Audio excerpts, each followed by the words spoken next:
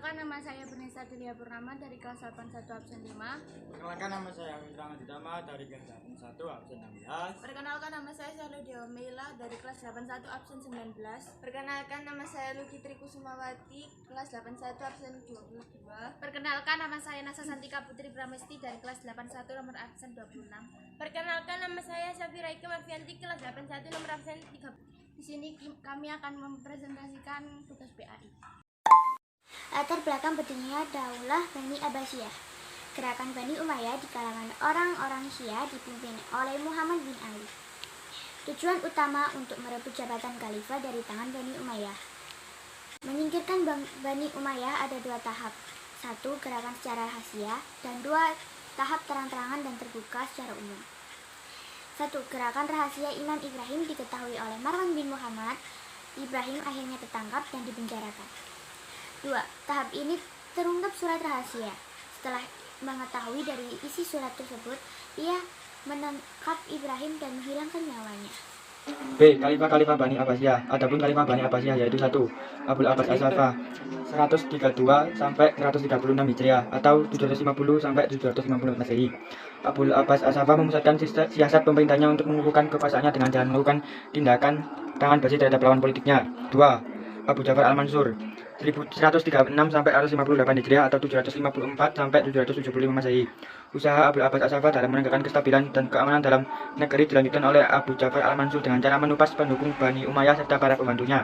3. Al-Mahdi 158 sampai 169 Hijriah atau 775 sampai 785 Masehi. Setelah ayahnya Al-Mansur meninggal, belum lama menjabat, ia memerintah membuka pintu penjara dan melepaskan orang-orang hukuman politik. 4. Musa al-Hadi 169 sampai 170 Hijriah atau 785 sampai 786 Masehi. Masa pemerintahnya al-Hadi berlangsung tidak lama. Ia banyak menghadapi pemberontak dari kaum Syiah, Khawarij dan golongan Signit. 5. Harun ar-Rasyid 170 sampai 193 Hijriah. Harun ar-Rasyid terkenal dalam sejarah sebagai seorang khalifah yang penuh wibawa, dicintai rakyatnya dan sekali tak oleh lawan maupun kawan. 6. Abdullah Al-Amin 193 sampai 198 Hijriah atau 809 sampai 1313 Masehi.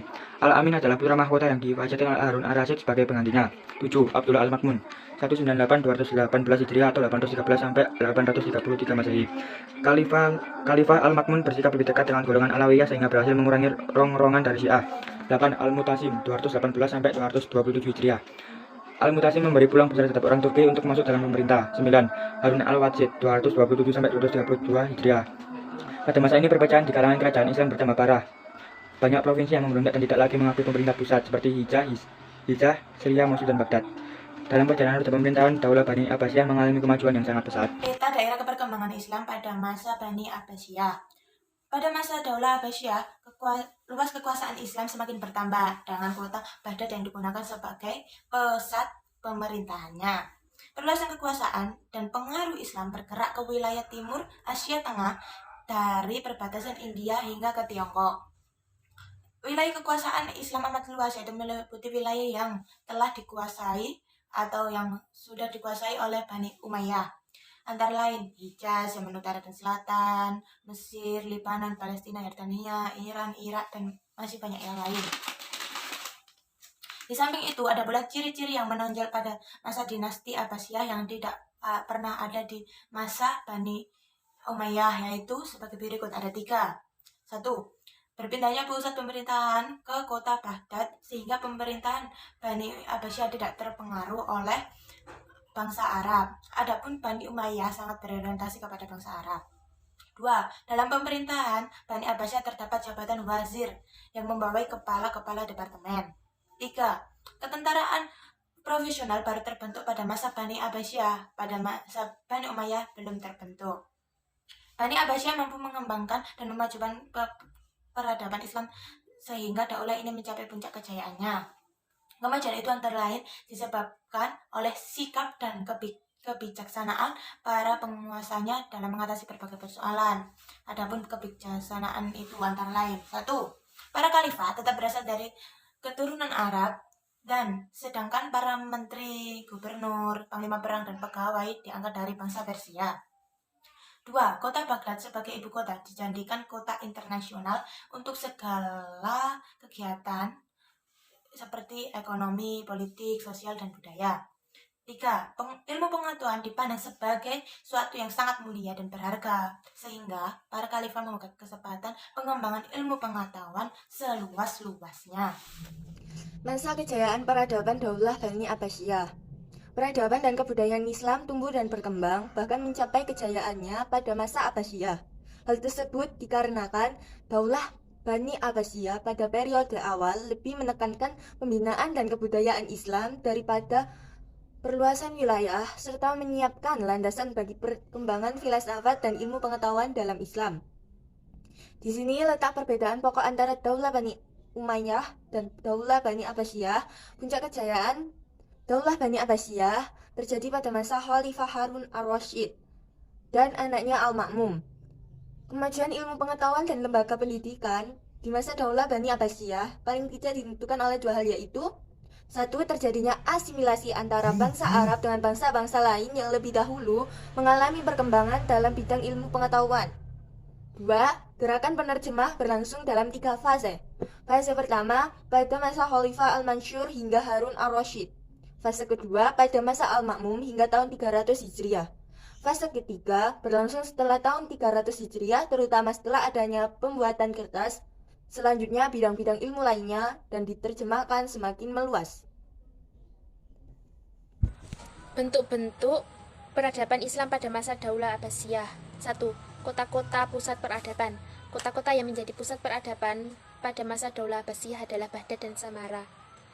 Baghdad merupakan ibu kota negara Daulah Abbasiyah yang didirikan Khalifah Abu Zafar Al-Mansur 754-775 Masehi pada tahun 762 Masehi.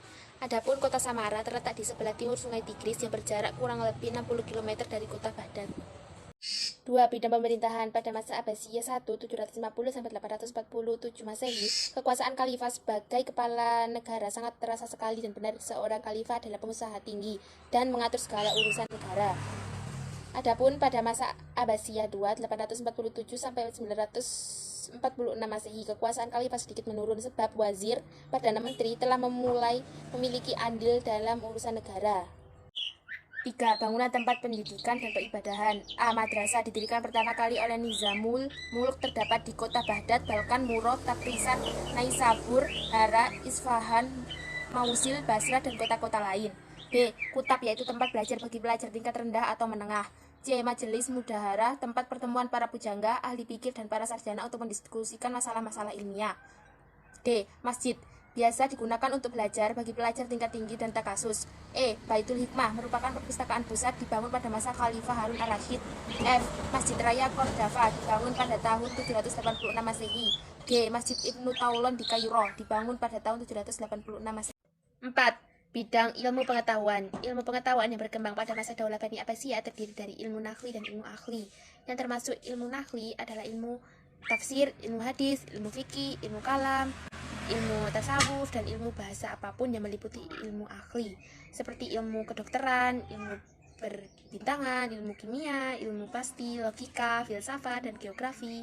Berikut ini: A. Ilmu filsafat. 1. Al-Kindi 194-260 Hijriah atau 811-874 Masehi. 2. Al-Farabi 870-970 Masehi. 3. Ibnu Bajjah, wafat tahun 523 Hijriah atau 1138 Masehi. 4. Ibnu Tufail, wafat tahun 287 Hijriah. 5. Ibnu Sina 370-428 Hijriah atau 980-1307 Masehi. 6. Al-Ghazali tahun 450-505 Hijriah atau 1508-1111 Masehi. 7. Ibnu Rusyid 529-595 Hijriah. B. Bidang kedokteran. Jabir bin Hayyan, wafat 161 Hijriah atau 778 Masehi, dianggap sebagai bapak ilmu kimia. 2. Hunain bin Ishaq 194 sampai 264 Hijriah atau 810 sampai 878 Masehi, ahli mata yang terkenal. 3. Tabib bin Hyura 221 sampai 228 Hijriah atau 836 sampai 901 Masehi. 4. Ar-Razi 251 sampai 313 Hijriah atau 809 sampai 973 Masehi. Matematika. 1. Umar Al-Furukan, insinyur arsitek pembangunan kota Baghdad. 2. Al-Khawarizmi, ahli matematika terkenal 780-850 Masehi, pengarang kitab Algebra, Aljabar. 3. Banu Nusa, menulis banyak buku dan ilmu ukur. D. Bidang astronomi, Al-Fazari, seorang pencipta astrolab, yaitu alat pengukur tinggi dan jarak bintang-bintang. 2. Al-Batani, terkenal dalam ilmu perbintangan. 3. Al-Farghani, membangun beberapa observatorium di Baghdad. Farmasi dan kimia, Ibnu Baitar adalah ahli obat-obatan, makanan atau gizi. F. Ilmu tafsir. Ilmu tafsir bil masur, yaitu Al-Quran yang ditafsirkan dengan hadis-hadis. Tokohnya ialah Ibnu Jarir Al-Tabari, Ibnu Atiyah Al-Andalusi, Al-Sundai, dan Muhatil Ibnu Sulaiman. 2. Ilmu tafsir birayi, tafsir Al-Quran dengan menggunakan akal pikiran. Tokoh-tokohnya ialah Abu Bakar Asam, Abu Muslim Muhammad, Ibnu Jaru Al-Asadi, Abdu Yunus Abdul Salam. G. Ilmu hadis. 1. Imam Al-Bukhari 194-256 Hijriah. Karyanya ialah Sahih Al-Bukhari. 2. Imam Muslim, wafat 261 Hijriah. Karyanya ialah Sahih Muslim. 3. Ibnu Majah, karyanya ialah Sunan Ibnu Majah. 4. Abu Dawud, karyanya ialah Sunan Abu Dawud. 5. An-Nasai, hasil karyanya ialah Sunan An-Nasai. H. 1. Jabariyah, tokohnya ialah Jam bin Sofyan dan Jadu bin Dirham. 2. Khomaridiyah, tokohnya Gilan Ad-Dimashqi, Ma'bal Al-Juhaini. 3. Mu'tazilah, tokohnya Wasahil bin Atta. 4. Ahmalus Sunnah, tokohnya Abu Hasan Al-Asy'ari Al-Ghazali. I. Ilmu bahasa. 1. Sibawayh, wafat tahun 183 Hijriah. 2. Al-Kisai, wafat tahun 198 Hijriah. 3. Abu Zakaria Al-Farah, wafat tahun 208 Hijriah. Faktor-faktor yang menyebabkan kemunduran Daulah Bani Abbasiyah. Ada 2 faktor, yaitu faktor internal dan faktor eksternal. Faktor internal, kemerosotan ekonomi mayoritas Khalifah Abbasiyah. 2. Luasnya wilayah kekuasaan Abbasiyah. 3. Konflik keagamaan. 4. Persaingan antara bangsa. 5. Pengaruh dari Mamluk. 6. Dengan profesional dan angkatan bersenjata, ketergantungan Khalifah kepada mereka sangat tinggi. 7. Keuangan negara semakin sangat sulit karena biaya yang dikeluarkan untuk tentara bayaran sangat besar. Faktor eksternal. Faktor eksternal, perang salib yang berlangsung beberapa gelombang dan menelan banyak korban. 2. Penyerbuan tentara Mongol di bawah pimpinan Panglima Hulukan yang leburkan kota Baghdad. Jatuhnya kota Baghdad pada tahun 1258 Masehi ke tangan bangsa Mongol tidak hanya mengakhiri kekuasaan Khalifah Bani Abbasiyah di sana, tetapi juga merupakan awal dari masa kemunduran politik dan peradaban Islam. Sekian dari kami, terima kasih. Wassalamualaikum warahmatullahi wabarakatuh. Dadah. Dadah.